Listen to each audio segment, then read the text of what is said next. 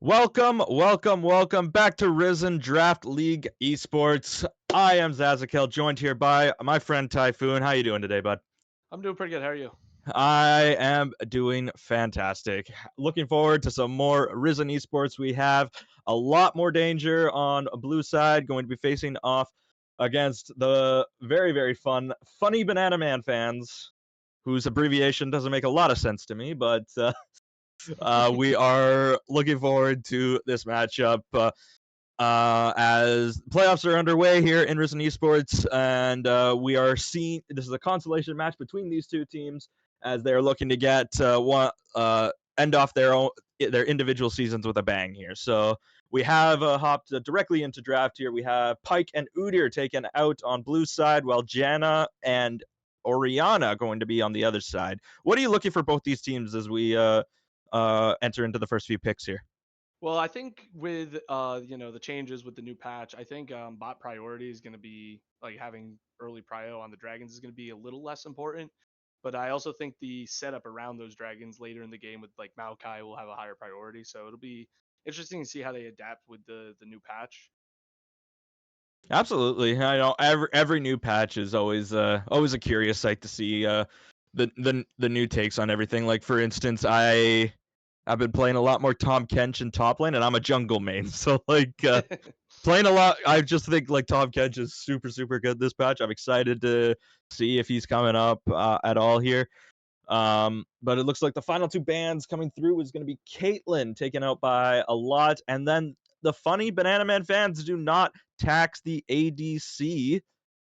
They That's don't an do the interesting ADC tax, choice so here. Jinx actually goes through a draft here and is going to be snatched up first here by a lot more I dangerous. don't think I don't think her recent nerfs to her passive are really Oh effective enough to push her out of meta either. no, All they did was I what agree. they capped the amount, correct? So like once she Yeah, gets they going, she stays prevented you going. from stacking it on turrets. I know Okay. that. So like you get the first stack for turrets, but you're not able to like continuously stack off of taking out turrets. So she wasn't able to just like take your base in 30 seconds. But A I Varus still just think she's the most broken ADC on the patch, so definitely a good most snag there. And definitely, the yeah. yeah, and the Varus is going Varus to be the coming in. response here. So you said yourself you're an ADC main, is that correct? Yeah, that's true. Perfect. Then how does this matchup go here is the Varus a good answer into the Jinx, or do you think they should have been looking for something else? I think the Varus can be a good answer into Jinx, especially when you have that hard engage from Rakan to lock down the Jinx. It makes the skill shots from Varus a lot easier to hit.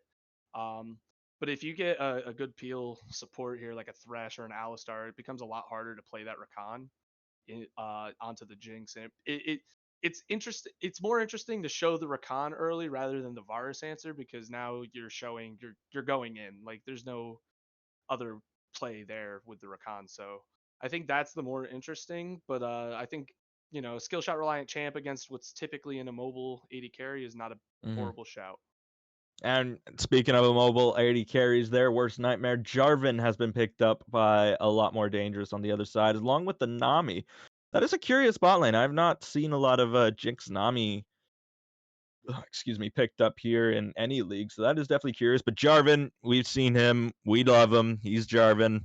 He Oh yeah. will flag and drag and ult and walk away totally fine. So He's definitely a nightmare into for the Vars to deal with, and I think the Nami, it probably doesn't have a great lane synergy with Jinx, I would imagine, but it definitely has a good synergy with Jarvan throwing the tidal wave over the top of the Cataclysm. So all right, and Nocturne. I think a lot of people have been sleeping on this champion. I'm glad to see him picked up here by funny Banana Man fans. I I'm gonna say their name a little shorter for next time because that is a mouthful. But Nocturne, I think, is a sleeper OP pick. Just the ability to constantly have it's the same sort of idea as an Evelyn, right? If you do not see Nocturne on the map, you have to constantly play like he's in your lane because yeah, he will be. As soon as he hits R, he is in your lane, and I think he is a very powerful pick in this patch, and I'm glad to see him picked up here. I think this is playing more towards that bot side as well because it's very easy to just spell shield the Nami bubble. So if you can get a good level 6 ult off on Nocturne that first ultimate, that's where the Vars can really start to take over, because if he has the priority with whether he builds lethality, which is so potentially what it looks like it should be, it's pretty oppressive when it's ahead. So it'll be interesting to see if they can make value off of that level 6 on Nocturne. Yeah, and it looks like solo lanes are still needing to be picked up by both these teams, and we can see some top lane bans going through for the side of a lot more danger, as the Camille and Gwen have been taken out, and on the other side, targeting more of that mid lane champ pool with the Syndra and the Victor. So we're expecting a mid lane blind pick here. An Ashe pick. Oh, So this could be a Varus mid lane, or even a heal barrier Ashe top, maybe. This it is a kind of could an be. interesting one. I It have does to leave that say, flex open too. I have to say, I do not like this pick. Yeah, this I is interesting. especially into a Jarvan Nami. The ability for Jarvan just to lock down both of these AD carries is immense, and I think might put them in a lot more danger. So far, the only person that can escape the Jarvan ultimate is Rakan, and the Rakan Yes. does not influence the is not going to be the main carry in the fight. So obviously, that's a lot of targets for the Jarvan to be able to ult and lock down, and for the rest of his team to kill. And again, picking an 80 carry into a mid lane matchup like the Fizz, who is an assassin, is I think a really, really dangerous prospect. I think positioning is going to be really important here for the marksman champions, because if you're not positioning well, the Jarvan will pretty much one shot you. Fizz will definitely one shot you, and now you have the Olaf coming in. It's going to be really hard to kite out this comp with Okay, how you much might be right mobility. about the Ashe This is an top lane. interesting. I think that I know Ashe support was like terrible. Oh, this is interesting. Okay, so it's probably Okay. going to be the Vars mid lane. Yeah, I'm assuming that is Building AP AP. Varus mid Ashe bot. We will see once we get into the actual game here, but it's going to be Dr. Mundo in response to that Olaf in the top lane. So as far as the top lane match goes, obviously Olaf can negate any CC. Not a lot of CC through the through the Dr. Mundo, I should say, but the rest of the team, obviously that Olaf is a very, very good pick into it. Can negate the Ashe Arrow, can negate the Nocturne Fear, Rakan knock up and charm, the Varus ult. So I really like this. I really like this draft coming out of a lot more danger. Well, I think the chase down from a lot more danger has very high potential as well when you're going up against what's a pretty immobile carry. The carries at least are quite immobile, and you have an Olaf, Fizz, and Jinx, and a Jarvan even with the Nami speed ups. It's going to be very hard to get away from this team fight once you're in it. So I Mhm. think I think it's a very smart draft for a lot more danger here to pick stuff that can really lock down the immobile champions and just straight burst them, because there's a lot of damage. Yeah, I really think letting two of the most powerful picks on the patch in the Jarvan and the Jinx, allowing them to go over to blue side, I think is a very, very dangerous prospect. And it looks So like that Varus is locked it in for top lane. So is might that be going to be Varus top Mundo lane. mid lane? I would assume Mundo mid lane then in that context, if that's correct. That this we might end up with a situation here where we're getting a lot of lane rotations, because the Mundo does really well into the Fizz. Like the ult can't basically touch Mundo, and you're not going to one shot a Doctor Mundo with after level 6. So in Hmm. most cases. So I think it's a very smart pick. I think the Varus against the Olaf though is going to be pretty rough for the Varus to play, especially once I think Ragnarok comes post online. six, just Olaf just turns on his jets and Varus is a dead man whatever Olaf decides to. Obviously, the first few levels will be very, very rough for the Olaf. He has to play smart, but at that stage, you just I think it's just you pick CS when you can, and then just run down the Varus when you have the opportunity to. So. Well, Olaf is one of those stat check champs from 2015, 2013, 2012 even, or I'm not sure exactly when, but he's one of those old school stat check champs that you just need the XP anyway. So, and when you're going into a comp with two marksmen, it's pretty easy to play Olaf. You just walk towards either of them and press R, and you can't really be stopped. So Mhm. And yes, it looks like it will be Varus top lane, as a Wild Terry is the one who locked that in. So Definitely a bit of a right field sort of strategy here. Do you think it's going to pay off? Because as you said, you think the Mundo is pretty good into the Fizz, um, but there is still a lot of potential for the lockdown onto the Varus with the through the Jarvan. So like, is this a good pick? Do you think they should have just Um, stuck the Varus into bot lane and picked a more traditional top laner? Like, what's your take on this draft so far from or this draft from Funny Banana Man fans? well, I think the one thing it did do well was it kind of hit a flex pick. Like there was quite a bit of flexibility with the Ash and whatnot.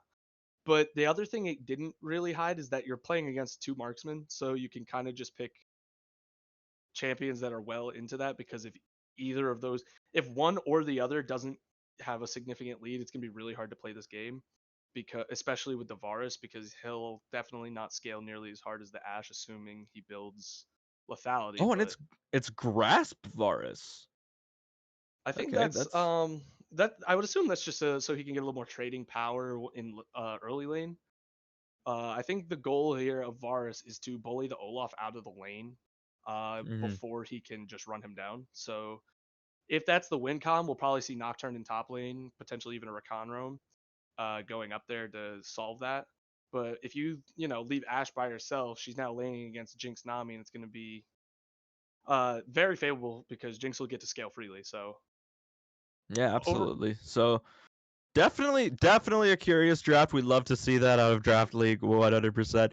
Um, we are just going to head to a quick break as we wait for the spectator delays. So don't go anywhere. We'll be right back with a lot more danger taking on Funny Banana Man fans when we come back. Don't go anywhere.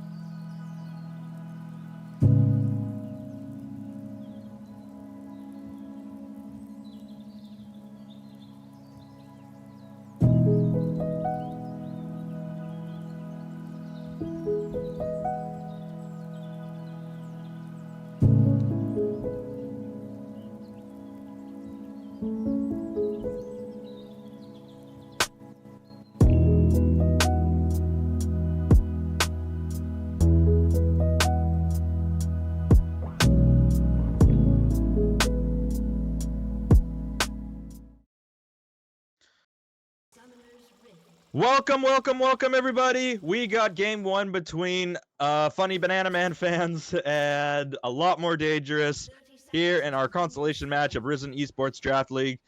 Two teams competing to, like I said, kick off the end of their season with a win here. So we will see both of these teams do their best to try and make a statement here in this draft league. So Typhoon, what are you looking for out of both these teams early on? We have a weird lane matchups with the Mundo in mid lane, the Varus top. What are you expecting from this wild draft here of Funny Banana Man fans?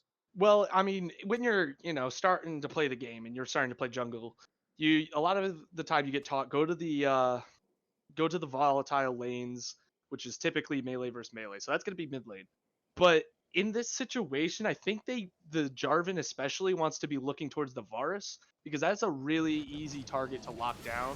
And you have an Olaf up there, so you're gonna have the damage to take him down on a level 2 gank or even, afterward. Yeah, absolutely.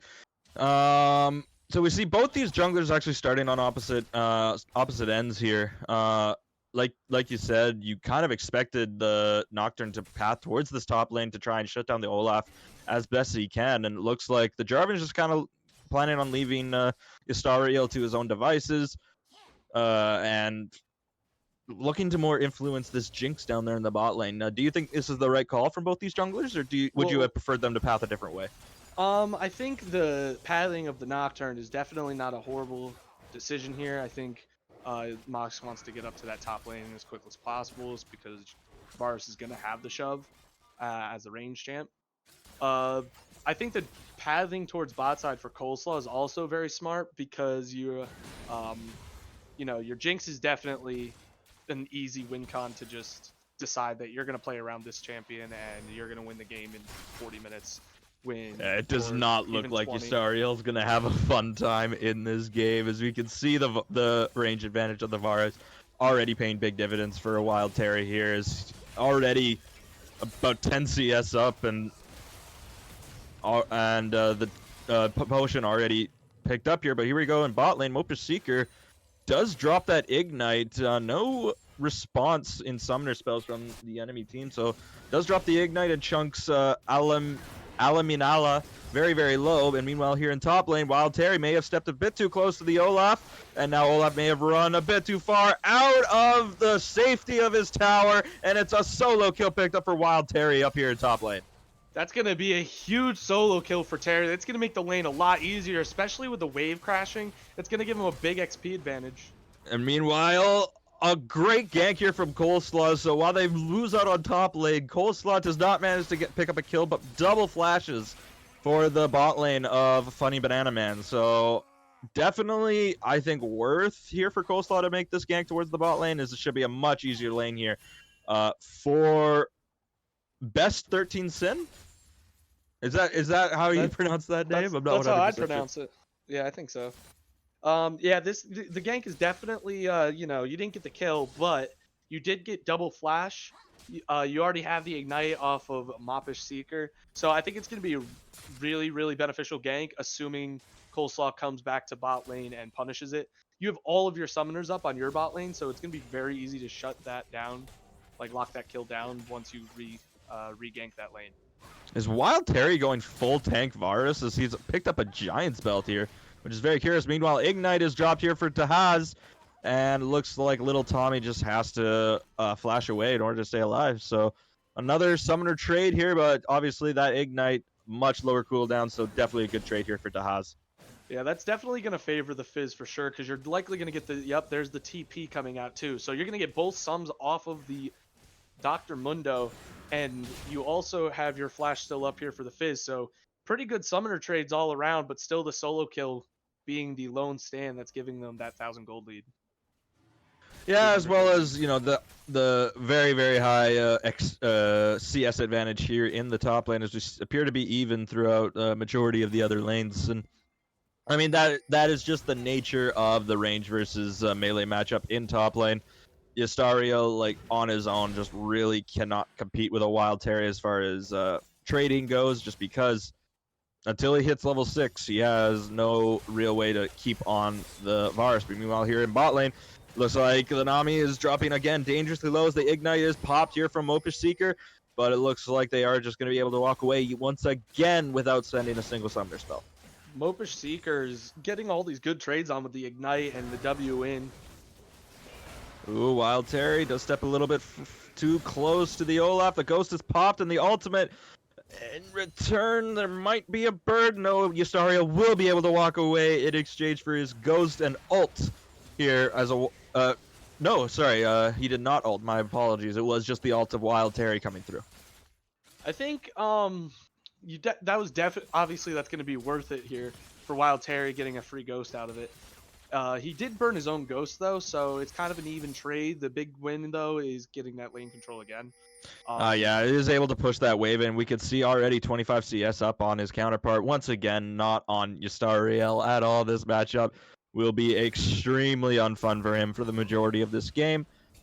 Again, once he hits 6 and is able to run at the Varus without any punishment in return, I think he may have an opportunity to grab a couple solo kills. But until then, this has not been a fun lane here for the Olaf.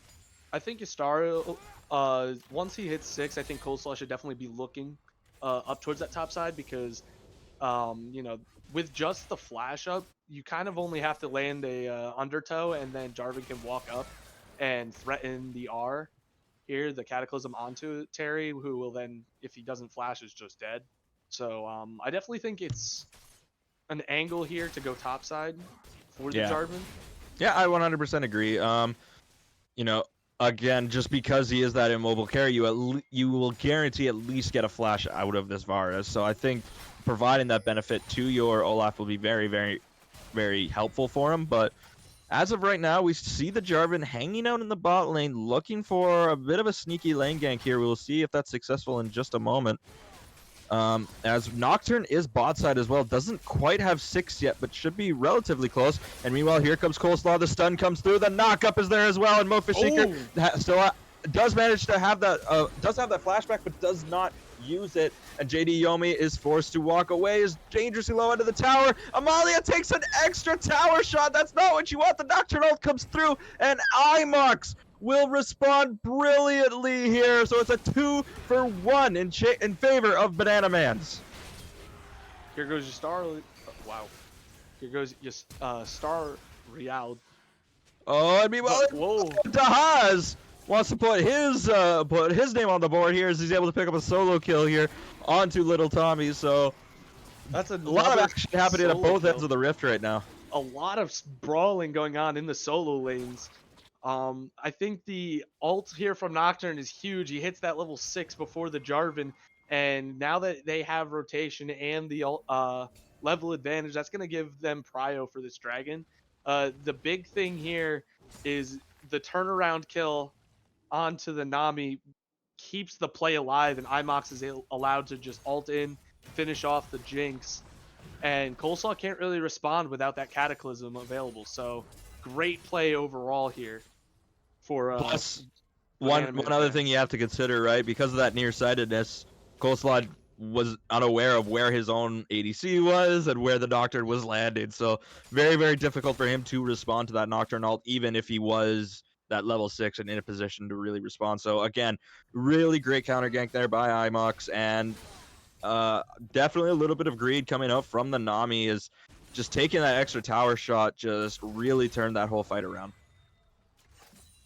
Another thing that is big here with the mid lane now is the solo kill for Dahaz is going to allow an item lead here for the Fizz. And Mundo's wave clear isn't amazing, but it's not terrible either. So if that little advantage here for the Fizz allows to shove, that could make it really, really dangerous for a lot more dangerous as bot lane.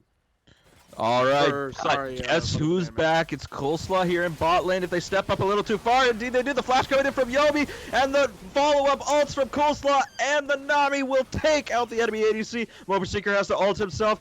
He does still have that flash in case he needs to get away. Will he be forced to use it? Yes, he will. The And the follow-up from the Jarvan will get countered by the Blast Code, so the Rakan will be able to make his escape. Meanwhile, Imox here in top lane is getting chased down by the Olaf. Imox forced to flash away, and now Olaf finds himself in a position he does not want to be. The ult comes through for both the Varus and the Nocturne, so they will be able to trade a kill over here on top side, but with that jungler here on the top, seen on top side map, we can see that dragon going over for free over to the side of a lot more danger. So again, a lot of action all at the same time. I feel like we have a lot of gaps and then everything happens at once. I think this is overall going to be a better trade ever so slightly for a lot more for Funny Banana Man, sorry. Because now Terry has, he's got the 2 kills now. He's got a 30 CS lead. I think the lane is going to be super easy for him to play from here on out. And all while getting an early dragon you're not too upset about, especially Hex Tech, because that means you're not stacking a really strong soul for at least one of them anyway. And, the gank on bot side, definitely misplay here from Yomi, I would think. I don't think you should be flashing that early, per se. I think you should pop the ghost and try to sidestep it and rely on your positioning and mechanics, because you kind of need to save that ult or that flash for the cataclysm, because if you don't, you're just guaranteed to die. So yeah, we can see the danger coming in through the Jarvan Nami combo, because the hardest thing about the Nami is if you can't keep them in place, you won't land your ultimate. So with so many immobiles on the enemy team, just the ability to guarantee that extra knock up here through the Nami ultimate is pretty huge deal here. But meanwhile, in mid lane, we have another trade coming through as the Haas gets a pretty decent chunk of an electrocute trade onto Little Tommy. We have seen the solo kill come through, but with the CS about 15 up on Little Tommy, we could see that the gold relatively even here in the mid lane, and with the massive advantage here in top side, we can still see the gold lead about 2,000 in favor of Funny Banana Man. So definitely early game has gone to them so far, but with that dragon starting to stack on the enemy team, as you mentioned, I think the trades so far that is definitely worth, but you have to keep that in mind for future. Meanwhile, here in top lane, Wild Terry is just letting loose onto the enemy top laner. You are not free to play the game. That's the 3rd kill going over to a Wild Terry. So Terry built Heartsteel here, and I think that's he has the big item advantage, so of course that's going to give him an advantage here in the 1v1. But he's also going to get very, very tanky, and when you pile that onto the grass... Ooh. Alright, so a bit slow on that Fizz ultimate. I think if it comes through immediately, they might have been able to get the additional knock up here. But a flash forced out is definitely not something to scoff at. It does cost both their ults. As I was saying, I think the big thing with Heartsteel and now you have on top of the grass proc is the start of those fights are going to hurt really bad. And when you're Varus, you're looking for that 3 stack so you can pop the WQ and do an obscene amount of damage. So I think that's definitely a good purchase here for what he's building. It definitely adds a little more frontline in a very weird way. But I'm not hating the build so far. And I really think just... as a jungler, I think the Jarvan should have actually pathed towards top side. I just think, trying to gain your Olaf somewhat of an advantage early on to try and stem the tide of what is inevitably a losing lane. Olaf is still a very, very strong level 1 champion with his axes. I think, providing perhaps a level 2 gank would have been very, very beneficial. But obviously at this stage, 2 towers knocked down as well. The lead is now extended to about 4,500 gold for the side of Funny Banana Man, as this is starting to snowball a bit out of control here. I think if you're a lot more dangerous, I think you have to just kind of regroup, start playing for your Jinx a little bit more, and just kind of relax, slow the game down here. You do have the favor of dragons. Granted, it's only 1-0, but it is another ocean dragon, by the looks of it, will be spawning here in 45 seconds. So if you can get the shove on bot lane, maybe with a non-committal gank from Coleslaw, then all right, we have Besson just sort of free firing on this wave right now. You're right in the way that I think that the only way for a lot more danger to really have any impact of this game is through their bot lane. As we could see, The rest of the team seems to think the same thing, as both the mid lane and jungler are here to make sure that they can get this wave in and fully crash it into the tower and not prevent their one winning lane from dropping. But now that they've both backed, the other part of the team is here, is that Nocturne ult will come through, and it's going to be directly onto the Jinx, but the Chompers might save her life a little bit, but will not save the life of their support as the Ash Arrow comes through, and that's a double kill picked up for the side of the enemy team, and Coleslaw is forced to flash away as well. One is traded back as the Rakan will fall, but that's a 2-for-1 in favor of Funny Banana Man. The objective bounty's coming up now. Well, Coleslaw wants some more. We have the Mundo ultimate coming through. That is healing him up immensely, as Dahaz is here as well. But he has arrived a bit too late, and it looks like not just the kills going over to the side of Funny Banana Man, but now the objective as well. So this is stolen. Oh, and nope, I'm wrong. That steal is absolutely enormous, because I think if that dragon goes over, it's going to delay your scaling even more. With dragon stacking, and now you still have the win condition. You play for Infernal Soul. That's a huge soul to pick up, especially into a tank. Varus Mundo is also going to be very tanky. Even the Nocturne gets a little tanky, so you're going to need that extra damage on your team here. And with the Infernal Soul potentially on the table, they could be 10 minutes away from completely flipping this game on its head. I think the key here is they need to keep that Jinx farming well and keeping it safe so it can scale up to be a nice 3-item carry here in about 10 minutes time. And I think that's the way you win this, because otherwise a 5k gold lead is going to be really tough to overcome. Yeah, I think Wild Terry right now just has free reign to do whatever he wishes on against Ystario. As we can see, he's 2 levels up and just free firing. Both the ults are traded here, but will the final arrow be enough? No, it will not. Ystario is able to walk away. So a trade of ults there is a Wild Terry and Ystario once again duking it out, but Wild Terry coming out on top. Ultimately going to be worth it here for Wild Terry, because you didn't lose hardly any health, so even the Jarvan rotating to gank, I don't think can actually kill. Coleslaw might be looking to do something here. And meanwhile, down in top lane, we have a trade coming through from the Haas and the little Tommy. Finally, Coleslaw does take the blast cone, and he is fighting against a Wild Terry. Coleslaw waiting for his backup to arrive. Meanwhile, in bot lane, we also have another fight between the mid laners as the ult comes through, as well as the ignite. A little Tommy will drop to about half health, but still has that ultimate for himself. Meanwhile, back in top lane, Coleslaw does dash back in, and meanwhile, the Ash Arrow comes through, but not much else will happen. Finally, the ult comes through, and it's a shutdown coming over to Ystario, and Mofi Secret just has to walk away. He will be able to pick up the enemy jungler before he falls to best. It has to be, I feel like it has to reference something. I'm not 100% sure what, but Beston or something like that. Meanwhile, here in bot lane, little Tommy is tanked for a little bit too long, and it will be a 1-for-1 trade down here in the bot lane. So ultimately, after the Mundo dying, is going to make this play not nearly as worth it, if at all. You got a kill onto the Jinx yet again, so that's another acceleration here for the hyper carry champion. And the shutdown for Olaf is going to make the side lanes way easier to play out, and he's also going to get this full turret with the objective bounty. So a huge swing in gold. Oh, excuse me. A huge swing in gold here for the side of a lot more dangerous, and I think that swing is going to make it much easier here to play out these team fights, and more specifically, safely get through this mid game to get that Jinx in a place to carry. Absolutely, we could see already the Kraken Slayer completed, almost completed their next item as well. I'm still trying to figure out their name. I believe it is. I'm just gonna go with Best Sin right now, because the 13 has to reference something. I'm just not 100% sure what. Maybe someone on their team could let me know. But meanwhile, Dahaz here in top lane. Wild Terry still has that flash in case he needs to escape. But the ult comes through from Dahaz. Does get a decent chunk on the Wild Terry. But guess what? He is the Varus, and he will not be denied. But the flash forward as well. Will he be able to pick up the kill? Yes, he will. Meanwhile, the Nami finds himself in trouble as well.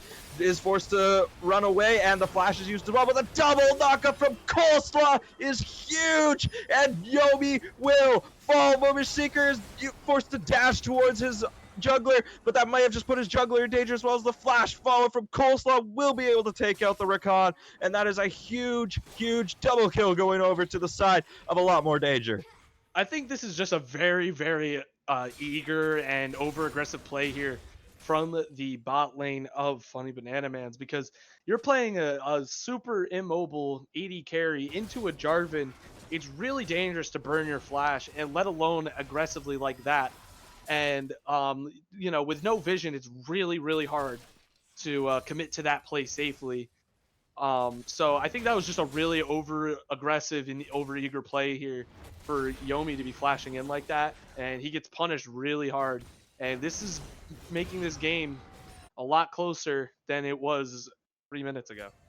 Absolutely. We could see that gold lead already shrunk down to about 3K, which obviously is still a decent lead, but a lot lower than it was just a few minutes ago, as you mentioned. We have the next objective spawning 5 seconds from now. It is going to be a potential third dragon here for the side of a lot more danger. Those gold As of leads right are now, also... the strongest member, the Varus, is top lane, does not have TP. There's actually only one TP in this game. I just noticed that. That is a little weird for competitive, but we can see the Varus has not rotated to this objective yet, so it's a 5v4 as of right now. They're trying to set up some plays here. IMOX getting All right, IMOX steps a little bit forward. The Nami ult comes through, but is not very effective, as that spell shield will keep IMOX alive. The fruit will heal up the Nami a decent amount, but meanwhile Varus has rotated down, and the Ash Pharaoh comes through, and it lands onto a very priority target. The cleanse will keep her alive, and the flash will bring her outside of the Jarvan ultimate. Meanwhile, IMOX is still waylaid, is forced to flash away, and here comes the Mundo. He can go where he pleases. And it looks like on the top side, we already have a kill going over to Dahaz. Coleslaw will take out the Mundo. So it's a 3 for 2 so far. A Wild Terry is trying his best to salvage this fight. Has picked up the quadra kill. The quadra kill. Coleslaw, will he be able to deny it? Yes, he will. It's just a quadra. Coleslaw is able to pick it up, and IMOX is dangerously low. Coleslaw is chasing the Doctor. Right now, it's a 4 for 4 so far. IMOX is waiting in the brush. He is an excellent duelist in the Nocturne. Will he be able to stand up against the Jarvan, as Mofish Seeker is the first one to respond, is already running back? I think what a play here. A quadra kill for Wild Terry, popping off on the 2-item Varus top lane of all things. That Heartsteel stacked up pretty well. He's got a Blade of the Ruined King. He's definitely not going to be too upset about dying here after that.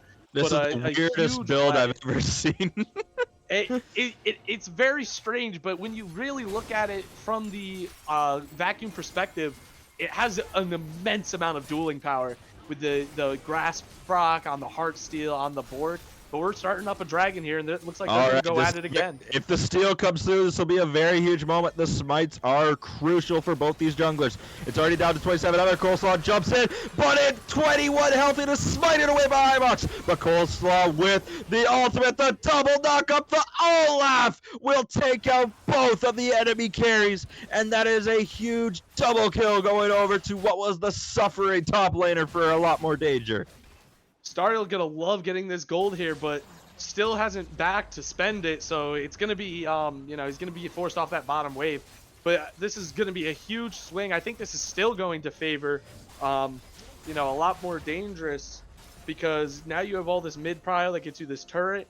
You also have the double kill for your Olaf, so you get more side lane pressure, and just a great combo here with the Jarvan Cataclysm, throwing everything else over the top to essentially one-shot, the two that overstep here in the river for that Infernal Drake. So a great play for a lot more dangerous. And now the gold lead, it's borderline meaningless, only about 600, 700 gold. So we've got a game. The wombo potential with Jarvan and any other champion is pretty ridiculous.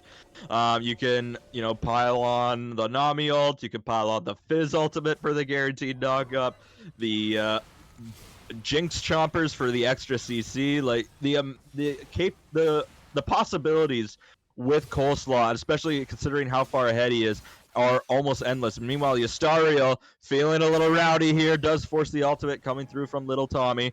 And he will just walk away. I think this is a bad lane assignment here coming out from Funny Banana Man, because I think putting the Mundo up against the Olaf's never gonna die to that Mundo, especially with, you know, 2 lifesteal items with the Bork and the Rav Hydra, and now picking up the Executioner. That's gonna make it that's gonna mitigate a lot of the healing that the Mundo does already. So Olaf is just never gonna die to this Mundo, but Mundo will die to the Olaf. So I think this is a pretty bad lane assignment. I think the Varus would still do better now with a third Titanic Hydra. So a little bit of an interesting setup there. But I mean, there's not too much on the map available apart from Baron being up, but no team really in a position to coin flip the Baron, so not going to get too much out of it anyway. This potential 3-item Jinx is going to be scary, but meanwhile here in bot lane, the CC immune Olaf is wailing on a Wild Terry. It's going to be very close, but a Wild Terry cannot be denied. It's another solo kill going over to the 9 and 2 top laner. Wild Terry absolutely popping off and just gapping Yustariel here in the side lanes. Definitely Olaf favored. I think he just needed to get a little more room where he wasn't going to take as much tower damage. I believe he's also 2 levels down. Like, you have to consider that as well. Yeah, there's a lot of stuff in favor of Wild Terry still, so that's a very eager play. Definitely almost worked out here, but that's going to give priority here on the map back over to Funny Banana Man fans, and it's going to make it a lot easier to set up for this Baron.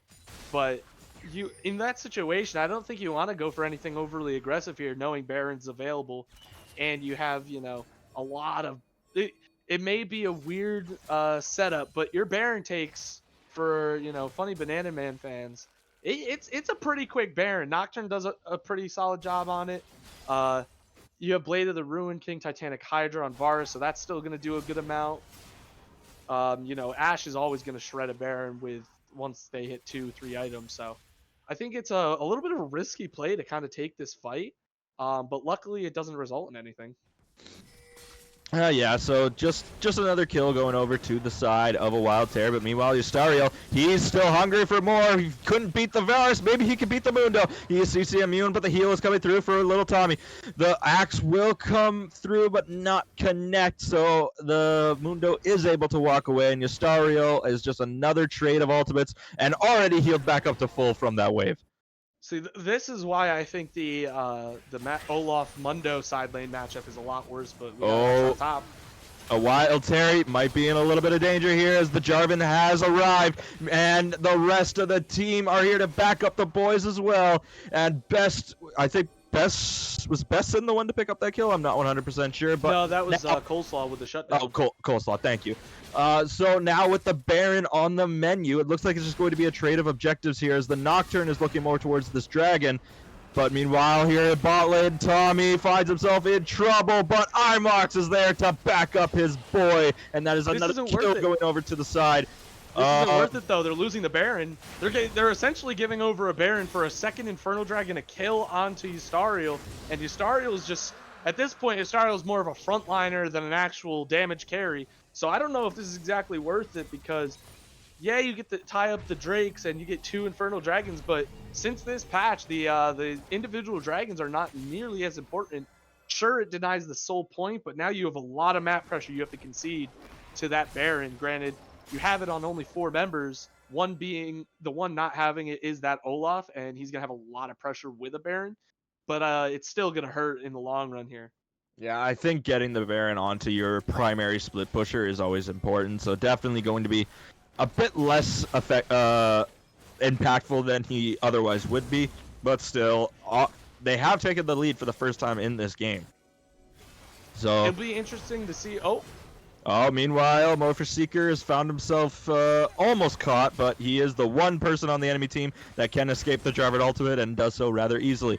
Meanwhile, they are trying to find an angle into the enemy jungle here, but there is no TP on Olaf, and he is bot lane. And now the Ashe arrow comes through, and that is a free kill onto the Nami, and they are pushing their advantage. Meanwhile, Coleslaw is trying to heal for his ADC, and the Jinx Rocket just barely does not kill Imox, and Coleslaw is forced to flash away to preserve his own life.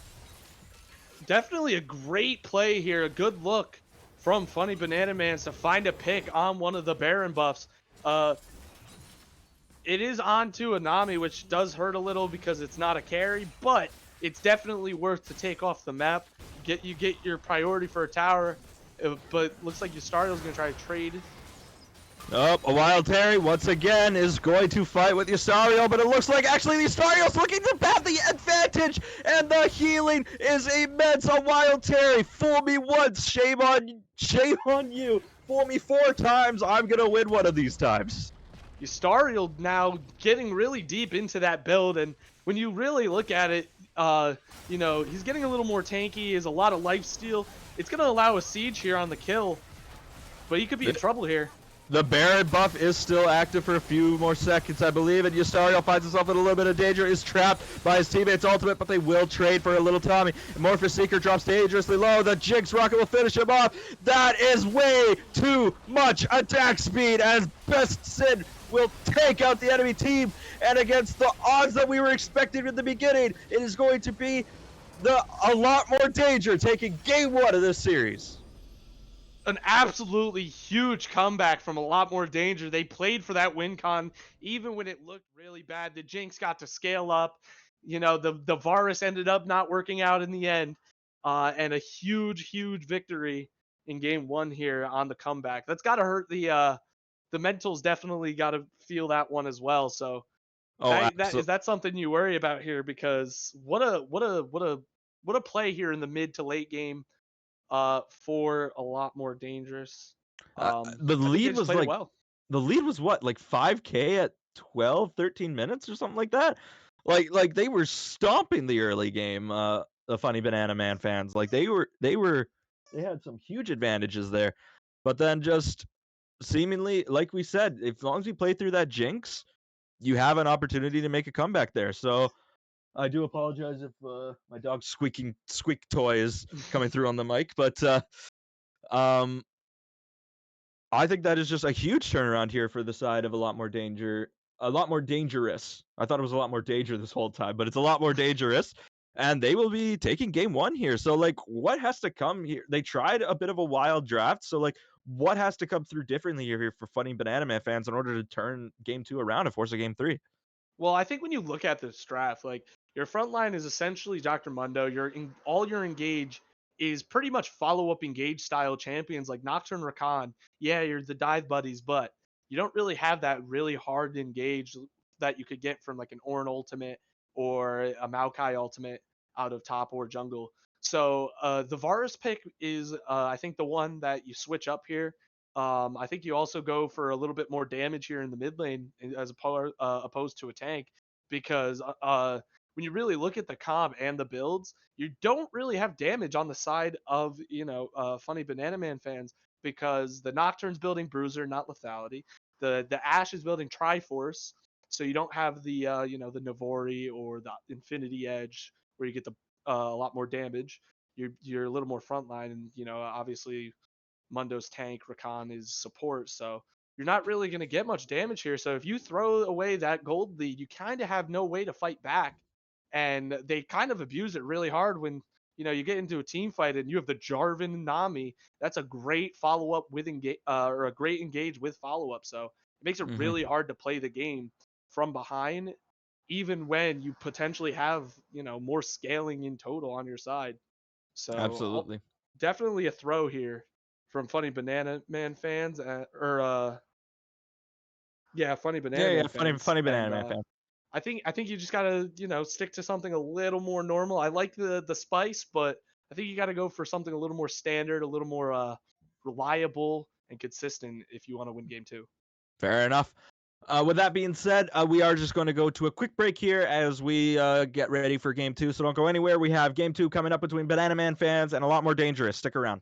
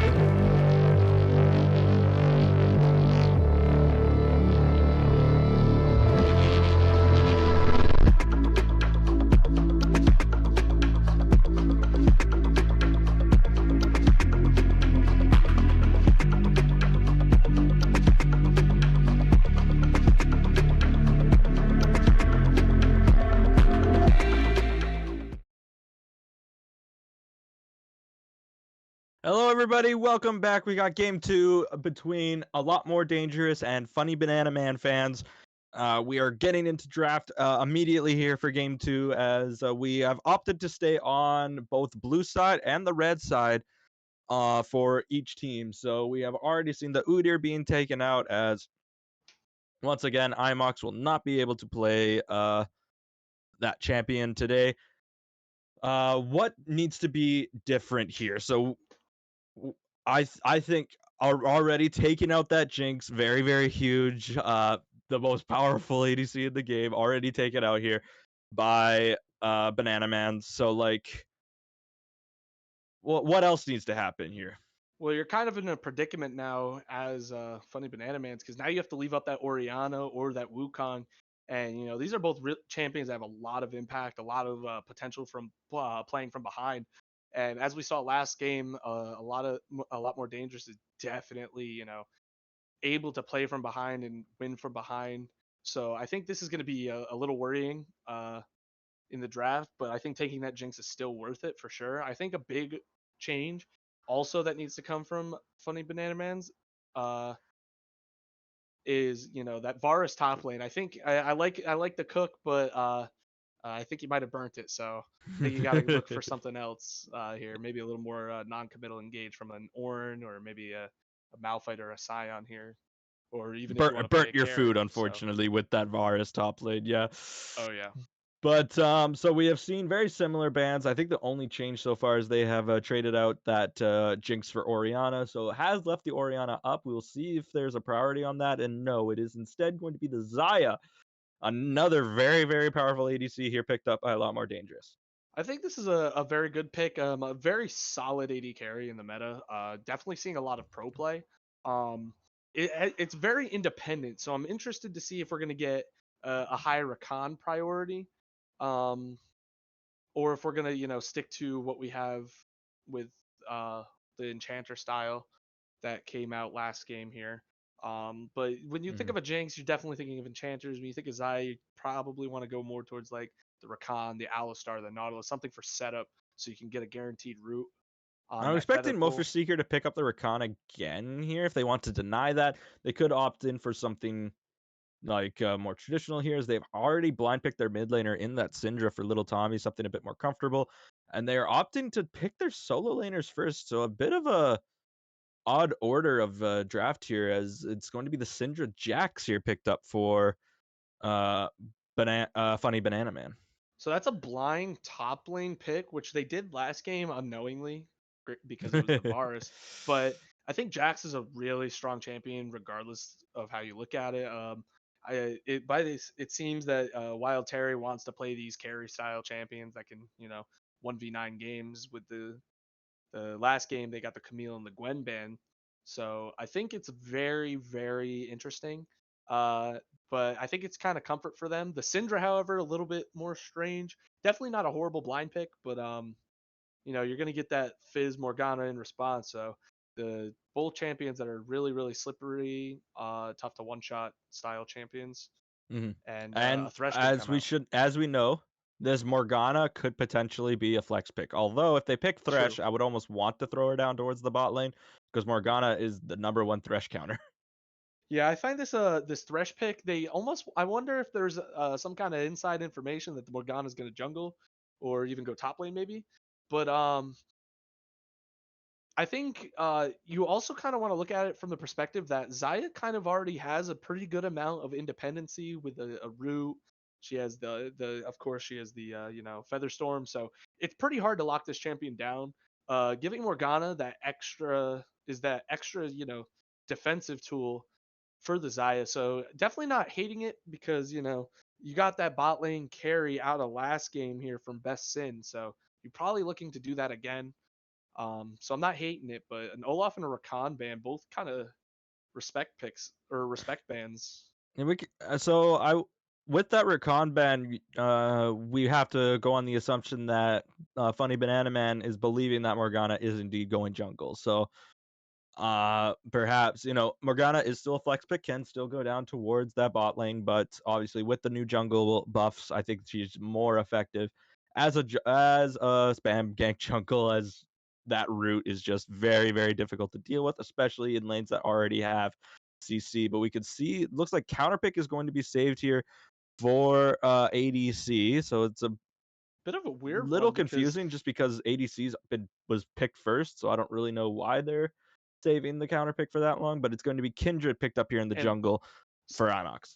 a Zyra going to come out as well. So that's almost going to guarantee that Morgana into the jungle. But of course, Zyra can also jungle. So it's going to be a very spicy draft this time from a lot more dangerous, but definitely a lot less out of the norm than a Varus Varus top lane. I think the Kindred pick is unless you're, unless you're Pioshik or one of these high We allow, quality we allow Piosik to play it, okay? That's fine. Oh, a Warwick pick, and they hovered Zac and Xin Zhao. So is this gonna be a top lane support mage? Because there's a lot of junglers that were cycled right before that Warwick lock in. So this will be a little bit interesting. You still have all those flex picks on a lot more dangerous if you wish to take them. A This is little a bit more weird risky, draft. but I think the Kindred is a weird pick with the meta being the way it is and how bad. So what an interesting draft. They're definitely cooking. We've got a little bit of a spice here. Kindred Uh, ADC by the looks of it. yeah, so that would be Master Yi jungle, Jungle with the Kindred Jax top. ADC, Yeah. if I So had to guess. this We is will see once we definitely get into the interesting. actual game. But Uh I'm not hating it though because when you look at who was ahead, who was in a position to carry, it was a Wild Terry, and you also had a pretty solid, lead with IMOX. He didn't really die until the very end, so um, you really have kind of a strong top jungle, and I think this draft does well playing around that because it's weird to put Kindred ADC. She's kind of a short range champion, but she definitely is one of the safest champions that can be placed in that role. So I'm yeah, not hating it. they could be trying to cook something like Master Yi ADC.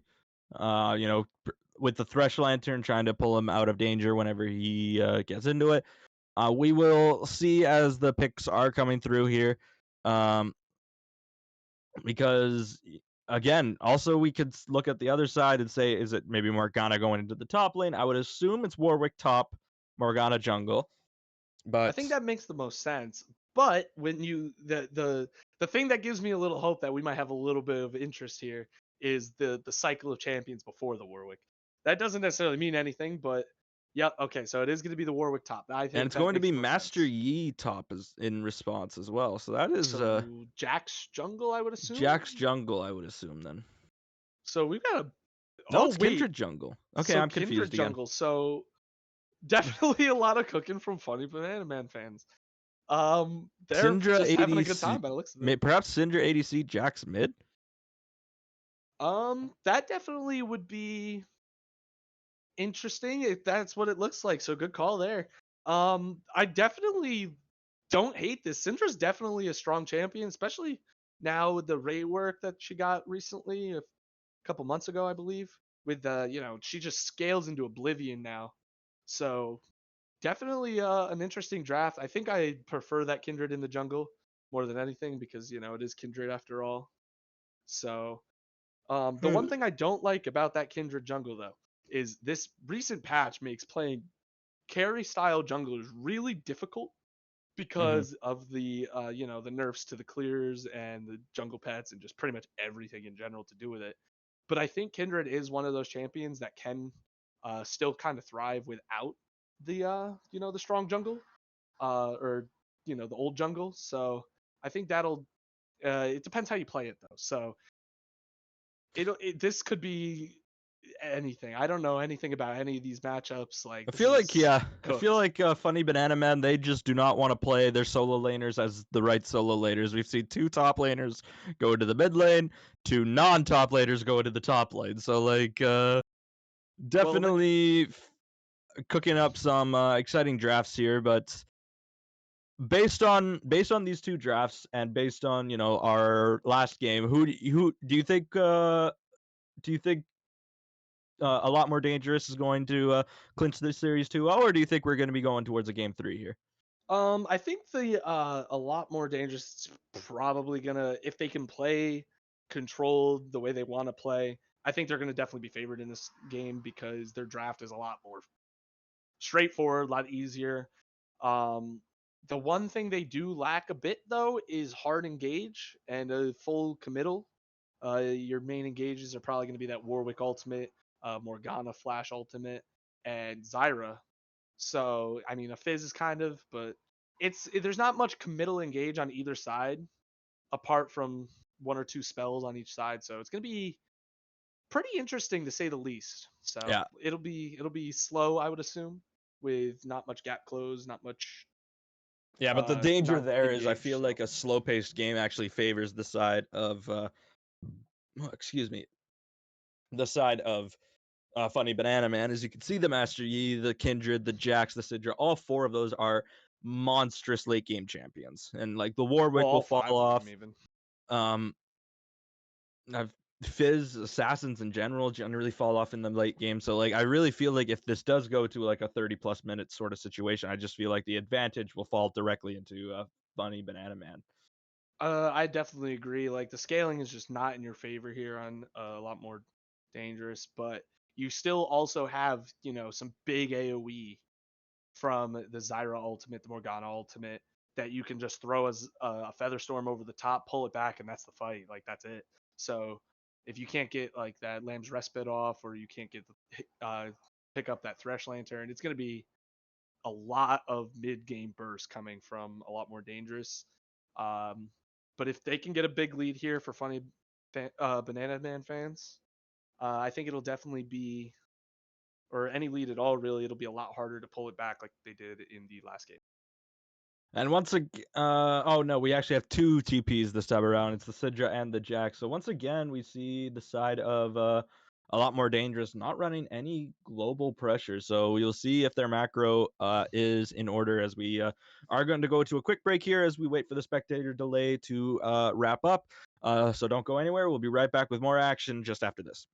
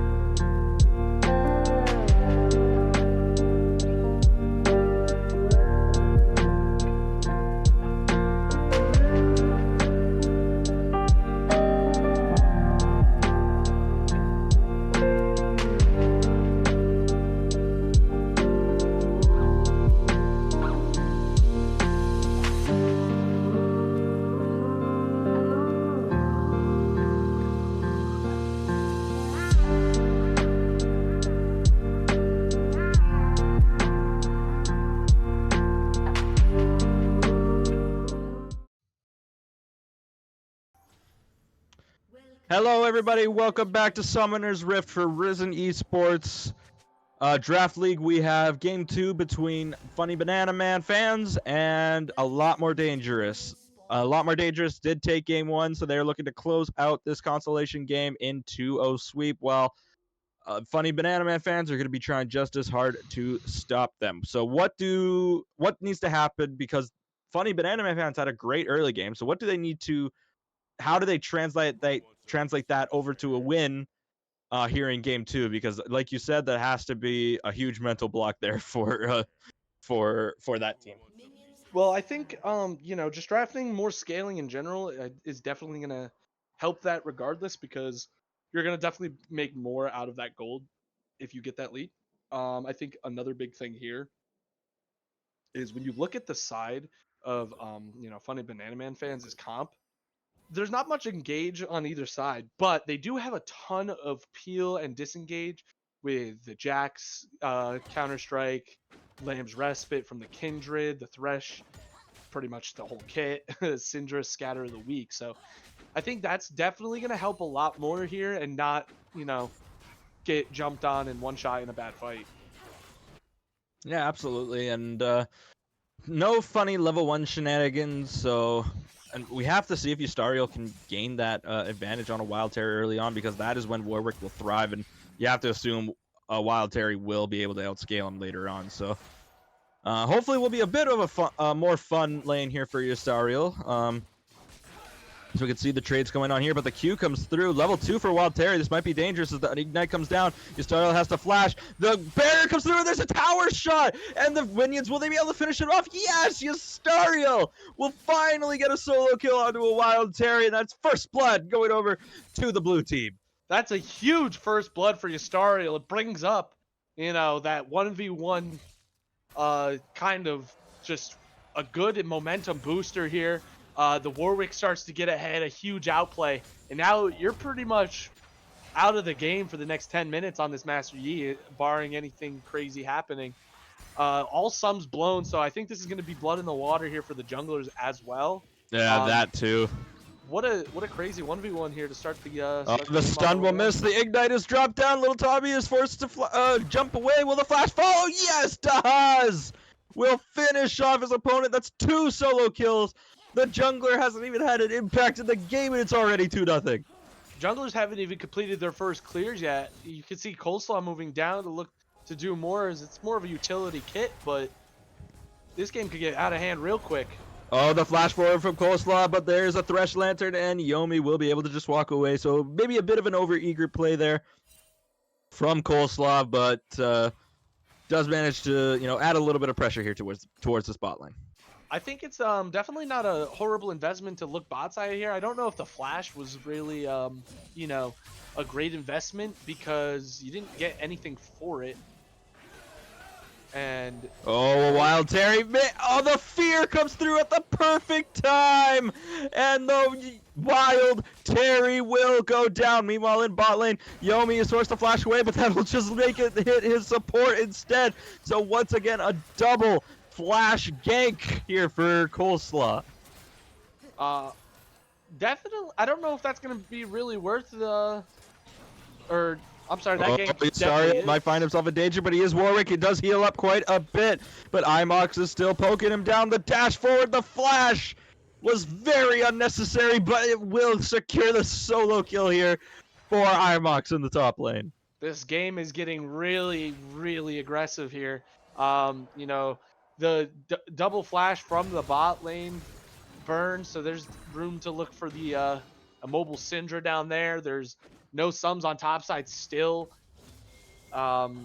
It's just all around just been an explosive game so far, but I think this is going to favor a lot more dangerous, quite a bit more, because you have a lot more of that early aggression, that early snowball potential with these champions. We kind of had to brush over with action, but the Haas's, flash follow solo kill, huge in that matchup, because the more you can slow that Jax down, the better the assassin feels into it. Yeah, absolutely. And we could see, there's already been 3 kills, and the jungler hasn't been involved in any of them. We might want to make that a 4th as Wild Terry is running, but he's got a dog on his heels, and that is the 3rd solo kill for Yustariel in this matchup. He's absolutely gapping his opponent right now. Like, just Terry looked amazing on that Varus, but it appears to be that his dominance in the lane was just a product of the actual champion. And I think this is going a lot worse here for Funny Banana Man fans. They drafted this heavy scaling comp because they're going to dive. Oh, the tower shot will not quite take out Dahaz as he tried to take advantage of that ult. Did not drop the ignite. I think he may have been able to pick up the kill if he had used up that summoner spell, but now he doesn't have flash, and here comes Imox. The dash forward is there, but Imox has a dash of his own as well as a wolf to try and pick up that kill, and will drop the ultimate as well and might be able to walk away from here as the tower shots will not get through the Kindred ultimate. So a really good play there from Imox to pick up that kill in the mid lane.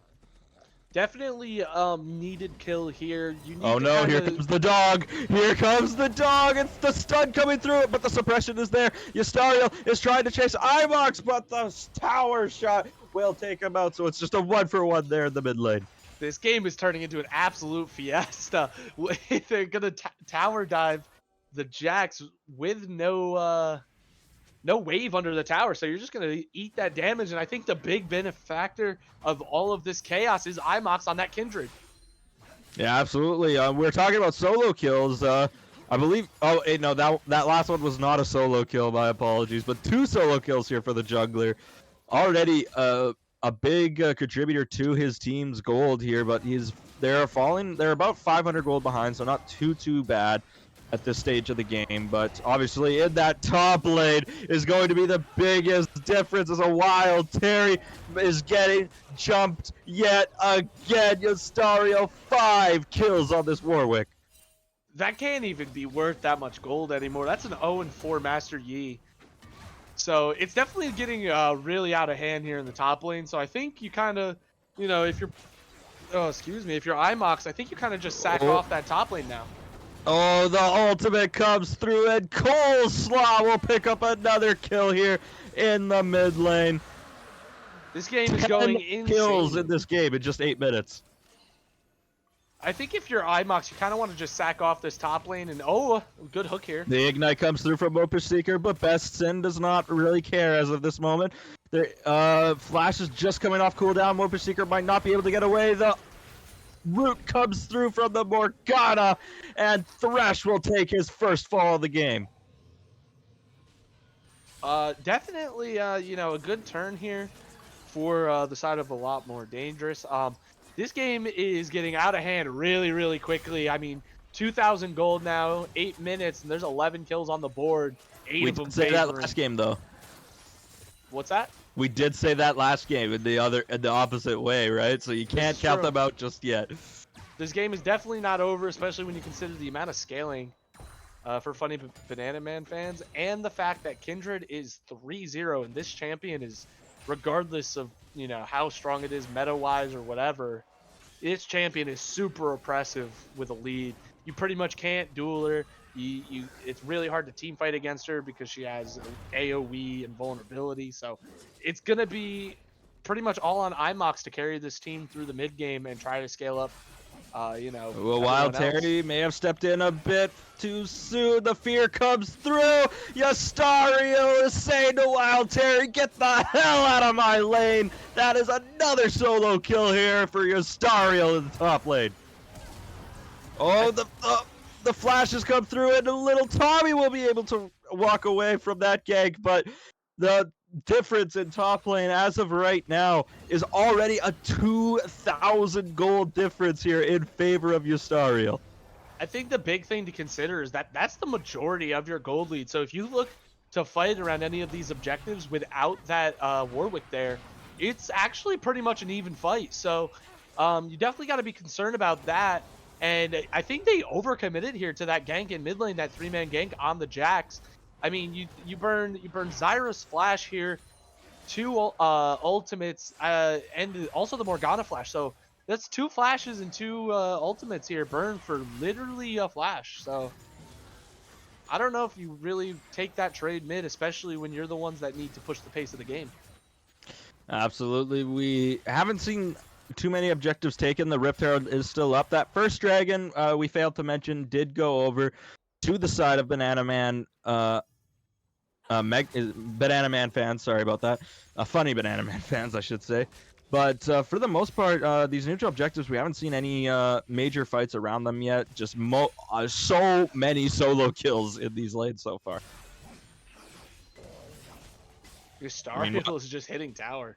Yeah, meanwhile, Yustariel just does not care about his opponent right now. Does manage to pick up that first plate.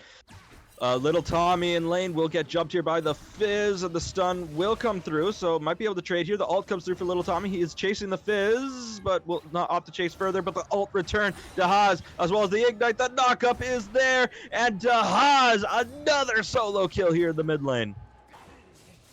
Yustariel. That might not be it. Imox does dash away. There is still the Kindred ultimate, and it will be enough to save her. Will she be able to get out? The dash is there. Yes, she will. Definitely a big commit here mid lane.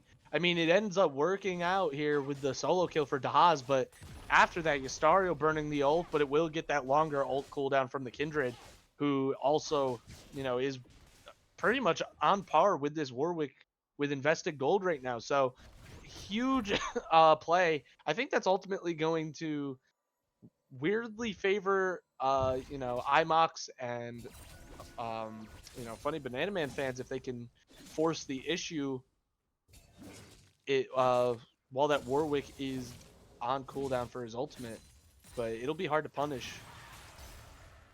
Yeah, it will be very, very difficult to punish because who can stand up to this Warwick as of this moment? None of your split pushers in the Master E or the Jax can really compete with him at this stage. He's just so much further ahead of these carries. The only one with gold on the enemy team is that Kindred with the 3-0 lead over their jungler. So like, it's going to be very, very difficult for them to even have a response to this Warwick later on as the match continues. So in the bot lane, the CS lead is going towards Xiaomi as of right now. So at least there is that for Funny Banana Man fans, but just on the rest of the map, I feel they're just getting gapped in almost every way possible. I think that's kind of to be expected here in the bot lane anyway. You know, Syndra has a ton of range. Oh, we got to fight mid. The Haas is going to jump out, but I think, you know, with the Syndra in the bot lane outranges a lot of champions, especially champions that can get one shot really easily. So you kind of have to respect that scatter of the weak, you know, as Xayah. And if you get hit by a stun from the Syndra, you're going to get the Thresh Lantern on top. Then you're going to get flayed back in. So you're pretty much dead to rights if both champs are there ready to fight. So. Oh, this might be a tower going down as Shelly will charge and will destroy that first turret. Meanwhile, it looks like the boys are coming to back up the rest of the team. It's a 4v2 right now. Imox does manage to get that lantern away. It is knocked up by the Fizz, but unfortunately, no deaths on either side so far. Here comes the bot lane also rotating up a little late to the play. But that is going to give them the dragon priority here. Imox really too low to contest, and when you're, you know, the only carry, if you die in a fight, your fight's pretty much over.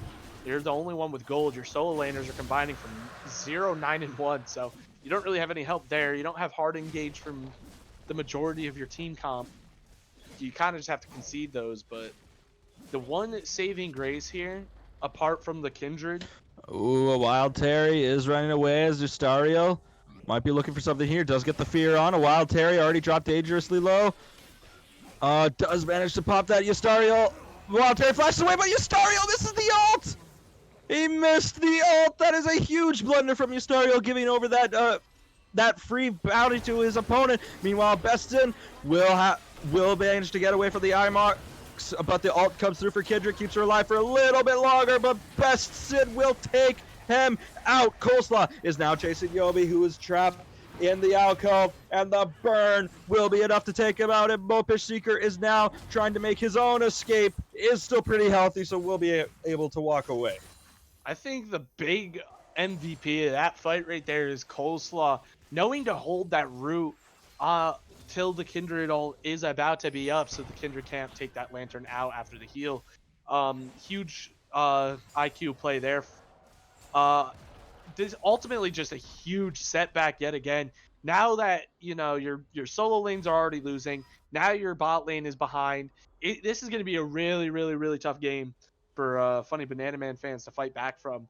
They do have that a massive amount of scaling, but it's getting punished right here, right now, and they didn't really draft anything to kind of protect them in that early to mid game apart from maybe this Kindred who is ahead, but is kind of a more selfish champion as opposed to maybe like a Maokai or a Rammus. So Yeah, this is going to be a tough 4.5k game. gold. Yeah, 4.5k gold at this point.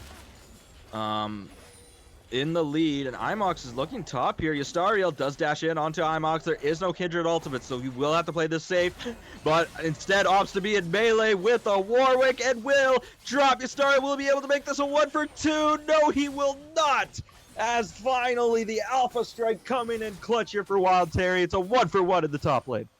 That bot lane was rotating up to that play, but they're a little late here as we got an engage on bot side.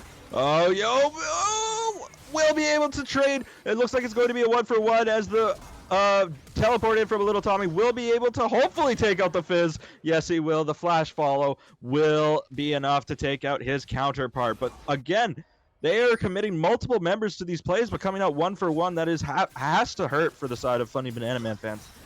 And it's kind of the only plays you can really take, though. I mean, you're so far behind that if you walk up to a 5v5, you're just losing. You're hard losing. You just are getting slapped with the wallet. So it's really, really hard for them to make any other plays. I definitely think that getting a 1-for-1 for Dahaz, I don't think that's exactly worth it. You're giving over a gold bounty here, to the Jackson. That's kind of an interesting build that he's going with the rod, but now they're on the chase. The dog has put on the gas pedal. Will pop that ultimate as well. He is going under tower, and he does not care. He is Warwick. Okay, he might care a little bit, and will try to make his escape now. Is going to try and heal off the wave. I think that's a really, really good play here for the Jacks to pop that Counter-Strike before the ultimate lands. We got to fight in the river, though. Might be going for a bit of a dive here. The Counter-Strike comes through a little bit early, and Yastariel will now just be able to dash in. Yes, he will. That's another solo kill picked up here for the Warwick. But meanwhile, in the river, it looks like the Thresh is already caught out. Sin will pop his own ultimate, but the stopwatch comes through. Bufffish Seeker will not be saved. Wild Terry is able to respond with a kill down onto the bot lane against Yastariel.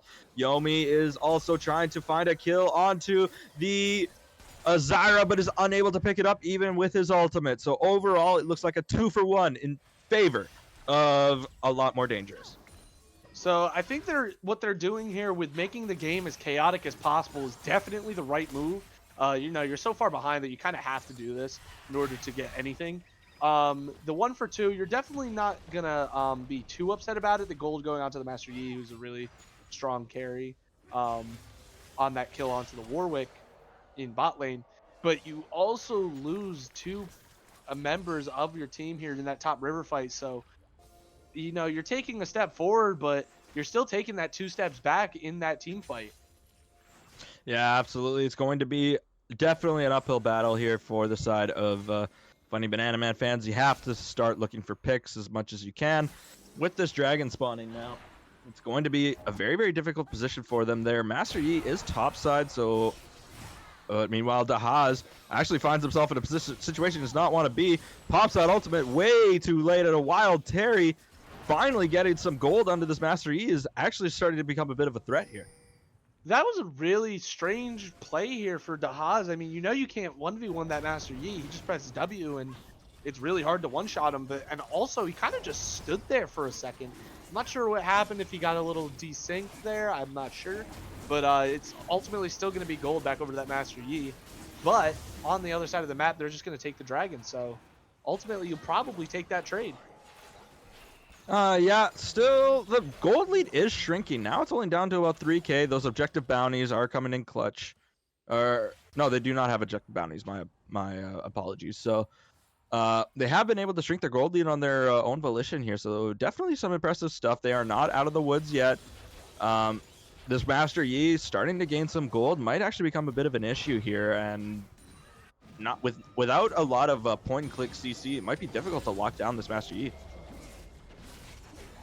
Little time. Oh, meanwhile, here in bot lane, Eustario is going to pop forward, is against multiple members of the enemy team, and the counter-strike coming in clutch. Master Yi now has a bounty as he's earned 5 kills in a row after dropping 5 deaths in a row. This is going to be huge to swing the game. This definitely could go the other way now, becoming more and more in reach, especially now that your top side is, breaking even. And we're already seeing that Syndra damage from, farming well. From Mopa Seeker will be able to snag another kill in the mid lane. But now Best Sin is pushing forward, trying to find some kill onto the Syndra. Has to pop the ultimate as the TP comes through. Will he be able to get away?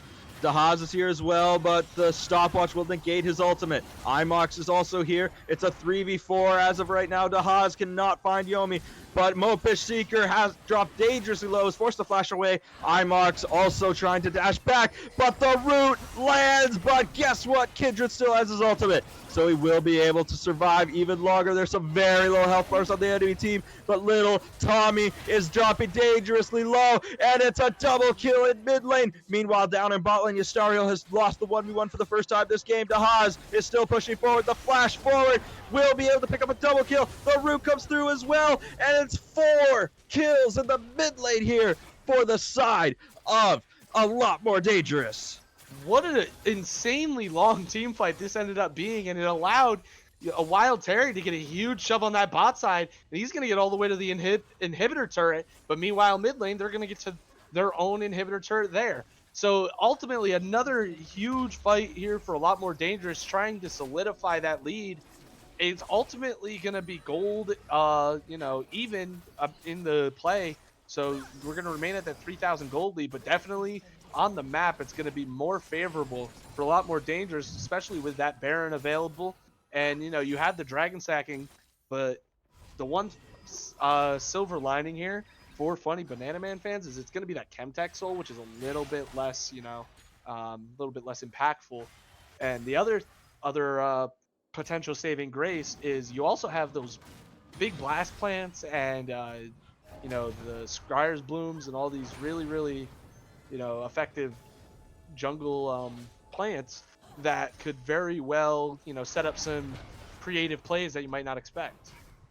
I also think this Master Yi is becoming a bit of a problem. No matter how bad he does in the early game, he will always turn into an issue, and we're nearing that point in the mid to late game where these late game carries will start to have a real impact on the game. If they are not able to lock down this Master Yi, I think it's going to be very, very dangerous for the rest of the game. So definitely going to be curious to see how they play around this Master Yi, who has now 6 kills in a row and is the only one on his team with a bounty at this point. I think this 4K gold lead is very, very misleading on the actual goal, but we're just going to get a Baron start up here for A Lot More Dangerous. Kindred's down bot lane. They don't really have a way to respond to this right now, as the Baron already burned down you're clearing vision, but guess what? The Baron has already dropped below half health, and looks like no one is around to contest, and they're just going to be able to sneak this away for free. Yeah, that's going to hurt big time here for A Lot More Dangerous. You're just kind of giving up, Funny Banana Man fans, you're just kind of giving up that Baron. I mean, it's literally free for them. So this is definitely going to swing back in favor of, this is going to propel that gold lead as well. And it's going to make it very Coleslaw easy. Might walk in. Does get the root onto a Wild Terry, and the Everfrost as well, and will also pop that ultimate, but the speed up from a Wild Terry will keep him alive for a little bit longer, but he's dashing back in, will be able to pick up the support, the flash forward, but that might spell his doom. The Wild Terry has been caught, and he will go down. Meanwhile, Eustario is chasing after Imox, and the Thresh will be able to get him out for now, but now it's Best Sin going up against the enemy ADC, and Yomi and Zaya will delete his opponent. And meanwhile, we also have the rest of the fight coming along here as Thresh is caught out and will be... Oh, my stream just fell. I deeply apologize, but it looks like the Thresh is the one that will go down.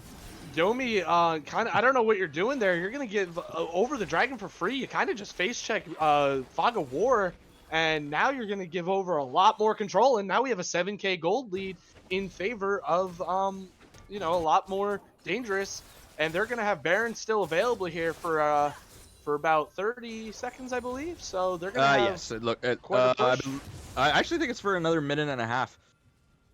So Could a be lot right of their about that, members but yeah. still have that Baron. I believe the only one who died in that last fight was the Zyra.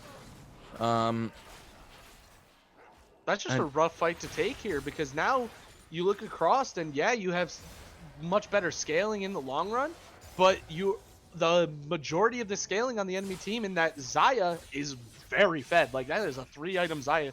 He's gonna absolutely shred through your team, especially without a front line, or a proper front line. So this is gonna be quite a uphill battle here. Soul Point, still looking oh no, into a Dahaz, you Baron. used your E. That's your one defense against a wild Terry. It's super effective. He is going to be able to take out the Fizz. But meanwhile, they are marching down mid lane in response. It is going to be a 4v5 until Dahaz is back on the map, but is it going to be enough to stop the enemy team? And Imox is jumped on the fear coming in clutch from Yustariel. The flash will save Imox for a little bit longer, but he is cut off from the rest of his team, and Oh, Yustariel will be picking up that kill.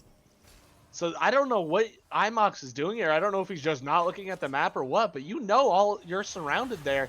Yeah, sure you don't see Astariel, but your clear path back to the base is pretty hard, and now you get a free siege on the tower. That's kind of an interesting mistake there to make. A lot of them starting to come out here from the side of Funny Banana Man fans. Yeah, but that Baron already dropping off, so the siege a lot weaker now. Yustariel is looking to respond to Wild Terry. Wild Terry is 2 levels up, so this might be just a mistake here from Yustariel, and the stopwatch will keep the Haz alive a little bit longer, but the Ignite will take him down while he's in Alpha Strike. So taking out that main threat on the enemy team, definitely worth it, but it is a 1-for-1 trade. The 1-for-1 trade, but it's definitely going to favor Oh no, that's not where you want to be. Jumps right into the binding, and it looks like Little Tommy will be going down dangerously low. It's a double kill for Best Sin. You thought you could stop the Zaya, but the Zaya is now 8, and oh, she is legendary. And Yomi has to just walk away and pick up the pieces of his own team. Meanwhile, they are marching on to the Nexus. You only have the Yomi up for the next 15 seconds. This is most likely going to be the end of the game. A huge play here from that Zaya on Best Sin. And the kill will go down. A lot more dangerous indeed, as they are defeating the enemy team and taking this series 2-0. An absolutely stellar performance here in game number 2 from a lot more dangerous. They're really showing off that they can snowball these games, and it doesn't matter if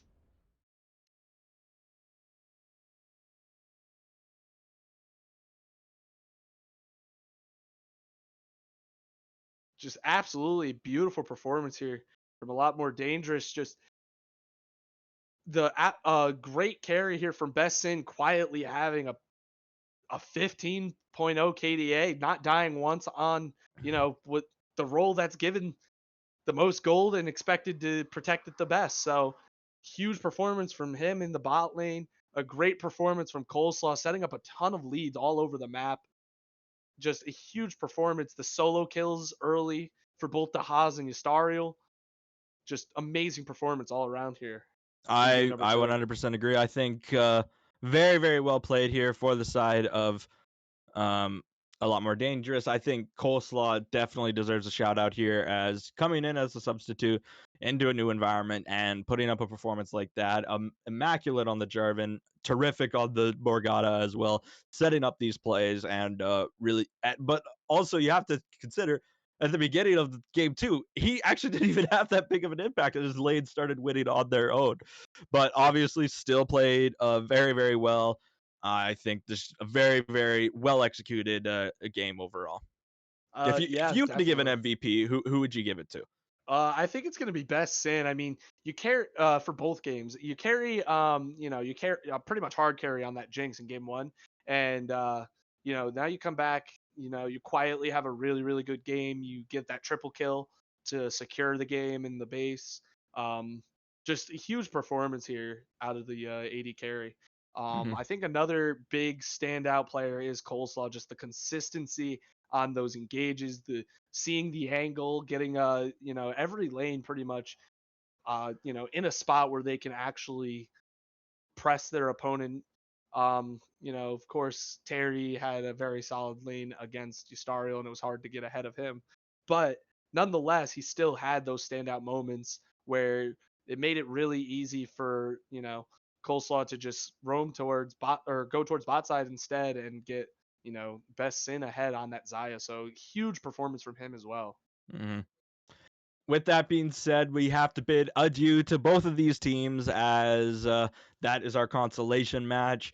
And the nature of Draft League, we will not have the same team next year. So I think a very, very good season for both of these squads, and I wish them all the best and hope that they rejoin Risen next season. But with that being said, that is all we have here for you guys here at Risen Esports. We look forward to seeing you next time and signing off. Thank you, guys.